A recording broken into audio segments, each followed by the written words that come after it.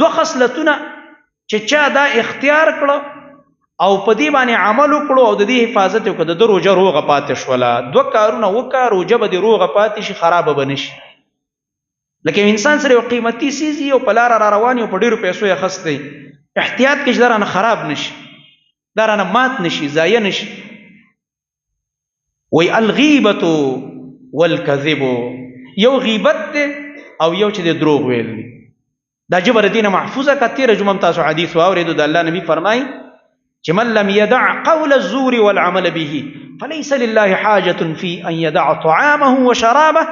څوک چې دروغ او په دروغ عمل پرې نه ږدي الله ته دې هېڅ حاجت نشته چې دا بنده خوراک نه کوي او څښاک نه کوي. تش د خوراک څښاک نه ځان بندول دا روژه نه ده، بلکې اصل روژه دا ده چې د ژبې حفاظت د دروغ او د غیبتونو نه وشي. چې بل سپکه موږ همیشه وایو، ځان په دې درنو چې بل سپک که په مجلس کې به زه دروند شم. داسې کس په خپل هم کله هم نه دی دروند شوی. تاسو وګورئ، تجربه وکړئ، په خپل خاندان کې وګوره، په ملګرو کې دی وګوره، په ګاونډ کې دی وګوره. دا کم سړی چې بل پسې همیشه خبرې کوي دکې په خپله دومره عیبونه راجمع شي چې انسان حیران شي. هغه مجلس کې هم سپک ښکاري، مړه دا تش په خلکو پسې لګیا وي او په خپله پکې ډېر عیبونه. دا یو سزا چې الله به دې خپلې اصلاح ته نه متوجه کوي. دا مرض په موږ او تاسو کې ګوره ډېر زیات دی. زمونږ ستاسو د مجلس مرچ مسالې دي، دا زمونږ ستاسو د مجلس تړکه ده چې خامخا به د یو چا سپکاوی کوو، خامخا به د چا غیبت کوو، خامخا به دروغ وایو، بس دا مجلس به هم ګرم کړی. دا احتیاط اړو کوو نه چې دا زه څه وایم لګیم، دروغ وایم که رښتیا وایم، که د مسلمان سپکاوی کوم که بېعزتي کوم او بیا لا روژه مې او لګیا دی بس اړو احتیاط نشته. نو وایي که روژه څوک روغه ساتل غواړي نو د غیبت او د دروغو نه دې ځان وساتي.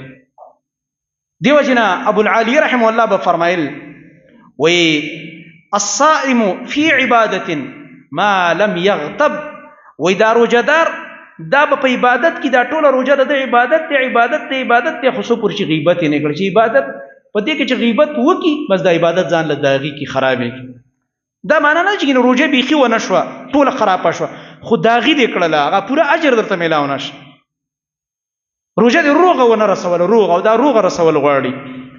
لکه ته چې د بازار نه یو سودا راوړي او په زرګونو روپو دې اخیستې، نیمه دنه په لاره کې توی شوي او چې کور ته راشي نیمه راوړي، څومره خفه شي. لکه دا مې څه وکړل، پیسې رانه ټولې ضایع شو، ما سودا مې نیمه راوړه، شاپر شلېدلی او ما ته پته نه وه، دا بورۍ شلېدلی او ما ته پته نه وه. دا وګوره په دې موږ خفه کېږو. یا تا په جب کې پیسې اچولې دي او د ښه دوکانداري دې کړې ده چې راشي نیمې پیسې دنه په لاره کې غورځېدلې دي او نیمې پیسې دې په جب کې پرتې، څومره خفه شي. هلکه دې سره خو سرم لاړی او ګټم لاړه، داسې چل وشه. څومره بیا یو هفته دله ډوډۍ خوند نه درکوي او زمونږ روژه ضایع کېږي، زمونږ نه پروا هم نشته، بیا هم خاندو ښه مزېدار. صرف شمارل نه دي زما محترم راشي، نن دونه روژه ده او نن دویمه ده او نن لسمه ده او نن شلمه ده او نن دا ده او اختر ته دونه ورځې پاتې شوې.